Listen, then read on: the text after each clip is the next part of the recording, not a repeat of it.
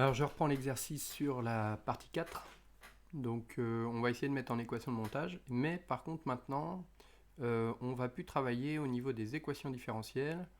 On va considérer que la constante de temps étant tellement grande que le courant va s'établir autour d'une valeur moyenne qu'on va considérer comme étant une constante. En fait, ça correspond à dire que le circuit RL se comporte comme une source de courant, un petit peu comme en cours, on a déjà vu. Alors on va essayer de travailler au niveau des valeurs moyennes à partir de la maille du moteur et on va se mettre dans un cas de figure particulier pour faire des applications numériques. Après, déjà on va faire la mise en équation. Donc, quatrième partie, mise en équation du montage. Le modèle peut être simplifié. On sous-entend que effectivement on a une constante. Donc ici, ça veut dire que ce circuit de l'induit RL et donc RLE, pardon, voilà, ce circuit de l'induit RLE, donc ici avec U de T, eh bien, on va pouvoir dire qu'il est équivalent à une résistance, tout simplement, avec une force électromotrice E. Voilà, on va partir de ça. Et toujours notre tension aux bornes de l'induit. Donc là, on simplifie le modèle. Dans un premier temps, on considère que les composants sont parfaits. Alors ça, c'est dit dans le texte. Alors, pardon, j'ai pas changé l'écran. Donc voilà. Alors, si les composants sont parfaits,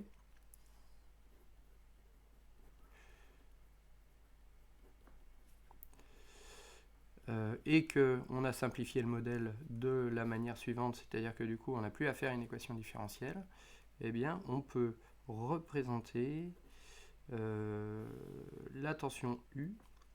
Alors ça c'est la commande des transistors, UCH. Donc ici on sait que on fait notre représentation dans un autre cas. Là ici on donne un exemple avec alpha égale 2 tiers. Donc ici alpha t, h, et ici th. Et ici 0. Et pour la valeur moyenne, enfin la valeur U de t, c'est-à-dire la tension aux bornes de l'induit, on sait, maintenant on a bien compris, je pense que lorsque les transistors étaient passants, on appliquait aux bornes de l'induit une tension UB. Alors UB, en fait, cette tension a été appelée comme ça parce que c'est la batterie, entre 0 et alpha t. Alors, si on travaille au niveau des valeurs moyennes, puisque c'est ce qui nous est demandé, eh bien, on peut considérer que finalement, U moyen est égal à alpha fois UB. Alors ça, je ne refais pas la démonstration, c'est quelque chose qu'on a fait dans le cours, c'est-à-dire que c'est un signal carré qui prend pour valeur UB entre 0 et alpha TH, et le reste du temps il est à 0. Donc l'expression de la valeur moyenne de ce signal, c'est bien alpha fois la valeur max du signal. On considérera que I de t est égal à une constante, donc on a dit que c'était sa valeur moyenne aussi. Alors qu'est-ce qui se passe au niveau de l'équation qu'on avait justement? Donc l'équation différentielle, elle devient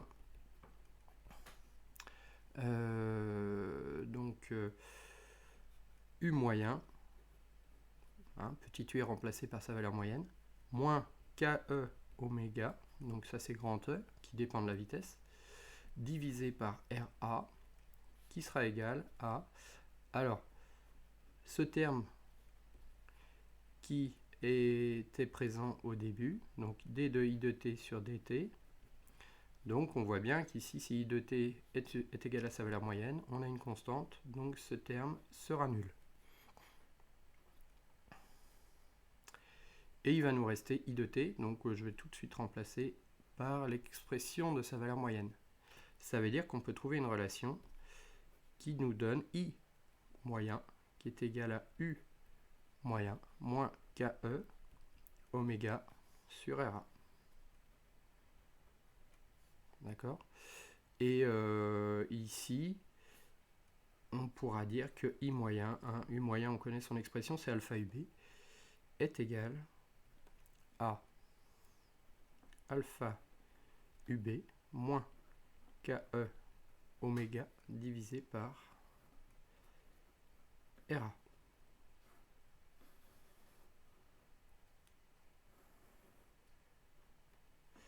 Alors ça, je rappelle que c'est dans le cadre, dans le cas, où les composants sont parfaits.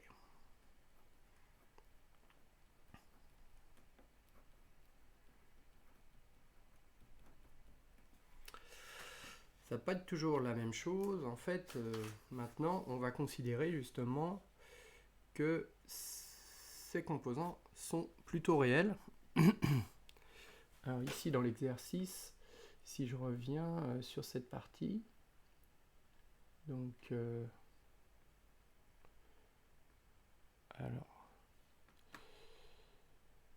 sur cette partie-là, vous voyez que on a traité la première question, et donc ici, on considère maintenant que les composants sont parfaits.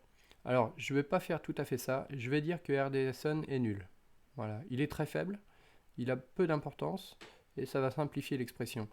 Je vais garder par contre une tension de seuil sur la diode. Ça c'est toujours une tension de seuil vis-à-vis, vous voyez, de 12 volts. Une tension de seuil de quasiment 1 volt, ça peut avoir une influence non négligeable. Donc voilà, on va reprendre les expressions, mais avec cette fois-ci VD. Alors je vais pas utiliser RDSN, je vais juste dire que VD est non nul. Voilà, déjà on aura un aperçu des modifications. Ce qu'on va dire, c'est que le transistor,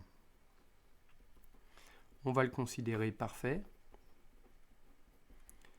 Ça veut dire que RDS, quand le transistor est passant, est égal à 0. Et on va prendre le cas où la diode est réelle.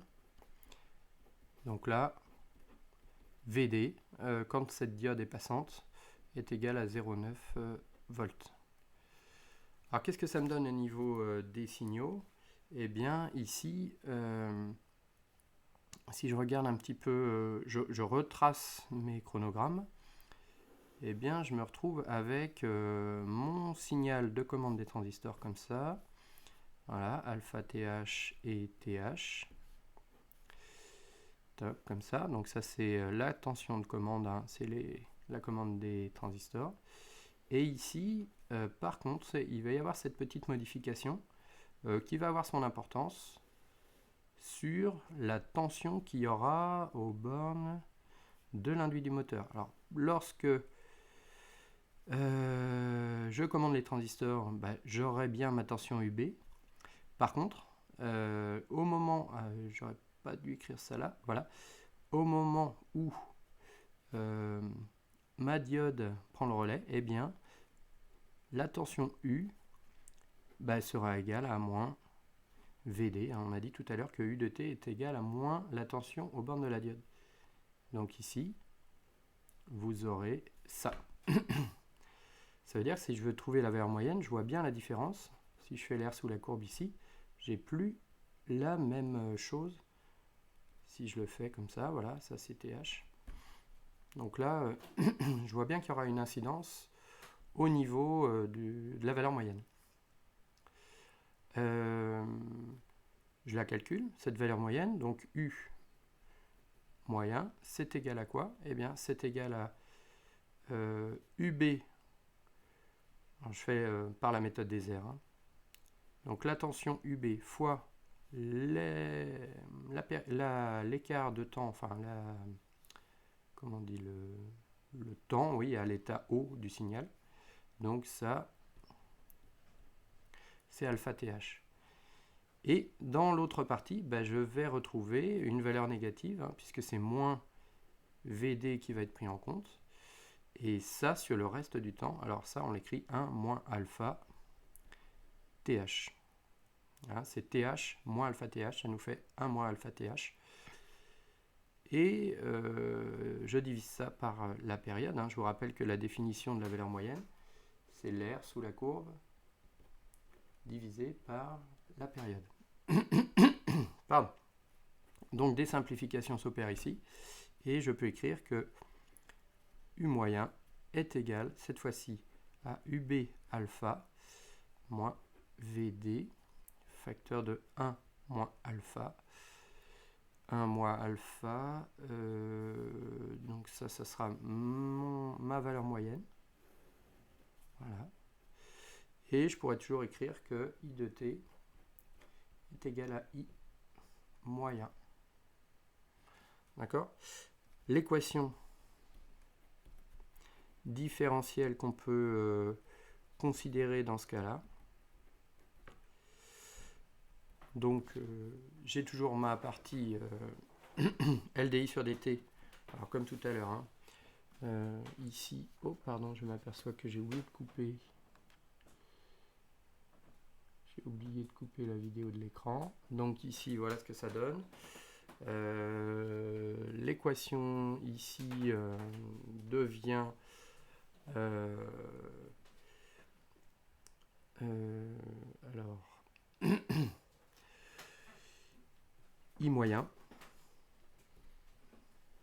Alors c'est l'équation de I moyen. Hein. Si je reprends l'équation différentielle, je vais l'écrire par ici. Ça sera égal à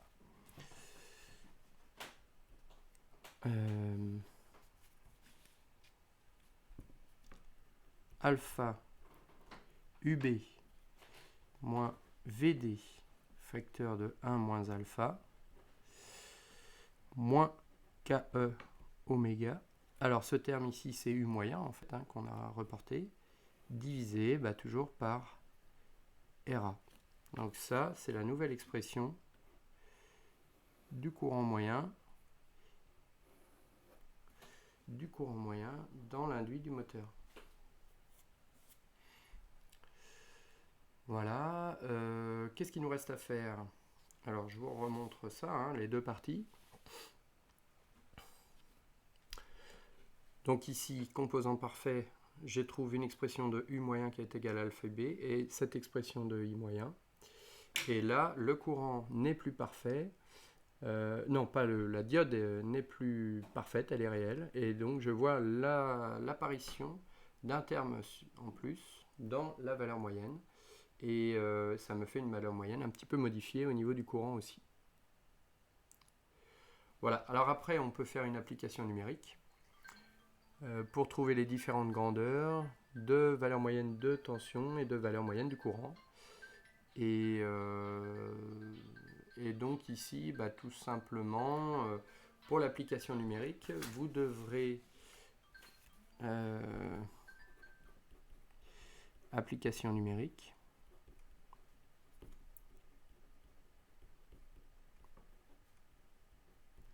Donc, on a dit, hein, bon, bien sûr, on a besoin de cette formule,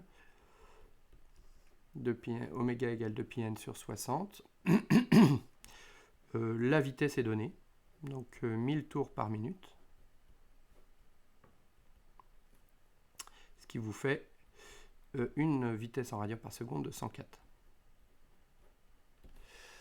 Et vous avez la tension VD, les coefficients KE et KC étaient donnés, alpha est donné, UB est donné, RA est donné, je vous laisse calculer tout ça. On voit bien que la valeur moyenne du courant, si on considère que la diode n'est plus parfaite, eh bien cette valeur moyenne du courant va être modifiée et il y a une partie de l'énergie qui va être perdue dans la diode pendant le temps où elle est passante. Et voilà, c'est l'influence. Alors, dans l'application concrète, eh bien, on cherchera à avoir une tension de seuil qui est la plus basse possible pour éviter justement l'impact sur le courant, puisque ici, le courant directement va modifier la valeur du couple. Donc le couple va s'installer à une valeur moyenne, à une valeur qui correspond au coefficient cassé fois le courant moyen. Et donc une partie de l'énergie est perdue dans la diode. Donc on cherchera à réduire au maximum l'effet justement de cette diode. Voilà.